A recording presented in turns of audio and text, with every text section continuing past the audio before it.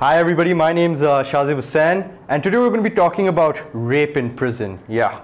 Now, every day somewhere in the world, someone's put into prison with or without a trial. It really doesn't matter, if you're guilty, if you're not guilty. Doesn't matter if you've stolen a candy from a candy store or, whether you're an A-list sex offender, because you are going to be locked up if you do anything bad. Doesn't matter.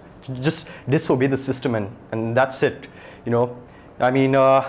your crime may be big or small, but once you're in prison, everybody is treated the same. You're going to get those striped pajama suits. You're going to be in that congested cell with your fat or whatever roommate, cellmate rather, whichever one you're going to get. You're going to have to live with it. It could be for months, it could be for years, days, as long as your trial is. That's just how it is.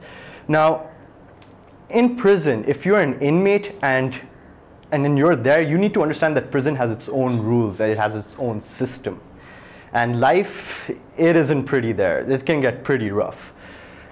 Most people think that, they'll do their time and before you know it, paf, you're done. It's like just going to a movie and sitting there, but it's really not that easy. I mean, it can get pretty tough. I mean, it may sound simple on paper, but it's a completely different world once you're there. No one tells you how life in prison is going to be. No one prepares you for the difficulties, the obstacles that you're going to have to face. And a lot of people are mistreated. Now, it's actually astonishing because a lot of people can break down the minute they enter prison, or it can go on for days, but it will take an impact. It will have a huge impact overall.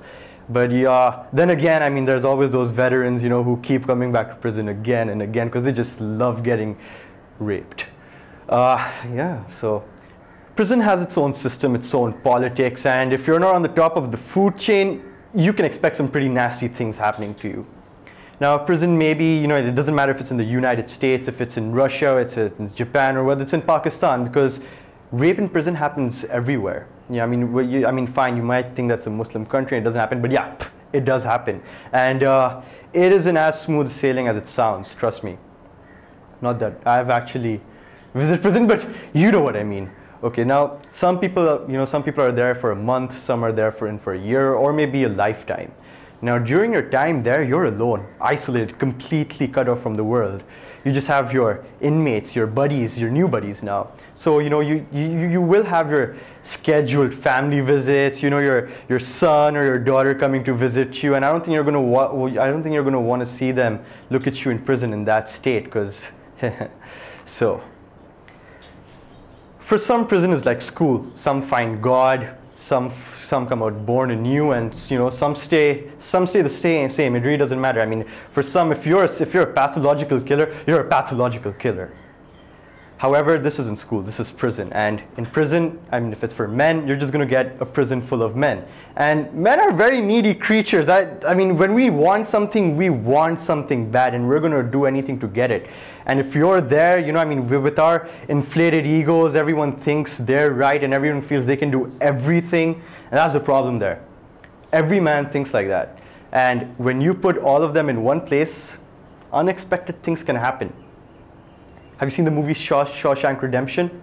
Or say Harold and Kumar Escape from Guantanamo Bay? Yeah, you know what I'm talking about, right? I know you know what I'm getting at. Rape.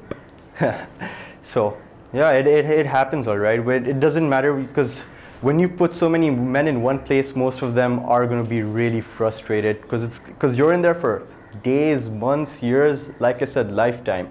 You are going to be really frustrated, sexually deprived, and when you're sexually deprived, well,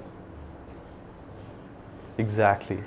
Now, Darwin's rule seems to apply quite reasonably well here, and it's true because it is truly survival of the fittest.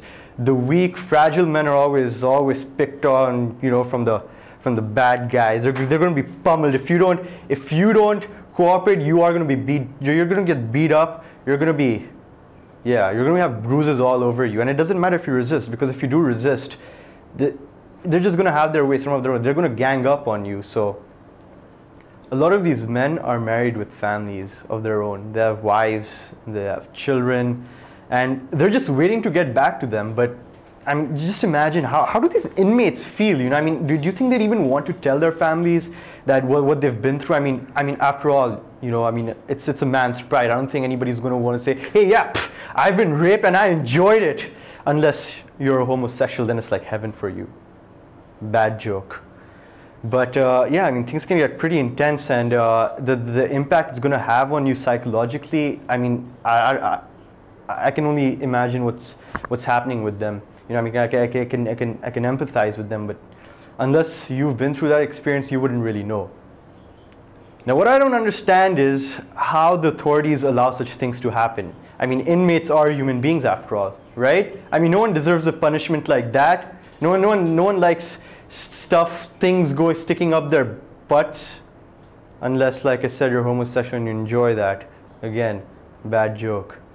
Some of these prisoners may have committed unforgivable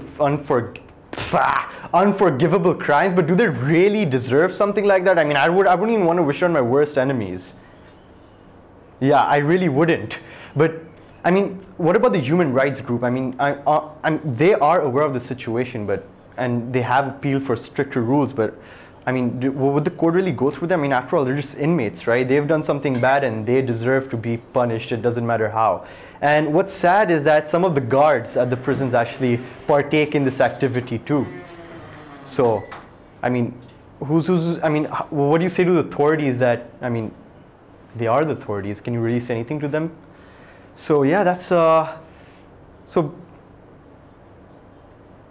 what do you think? Do you think they deserve what they get? Remember, some of these people may even be innocent until proven guilty. So thanks, guys, and let me know what you think. Do you think these guys deserve what they're getting? Do you think that the authorities or the human rights group should be, you know, taking more actions towards solving something like this, or should just carry on? Because remember, some of these people are innocent. They have families to get back to. Do they really deserve something like that?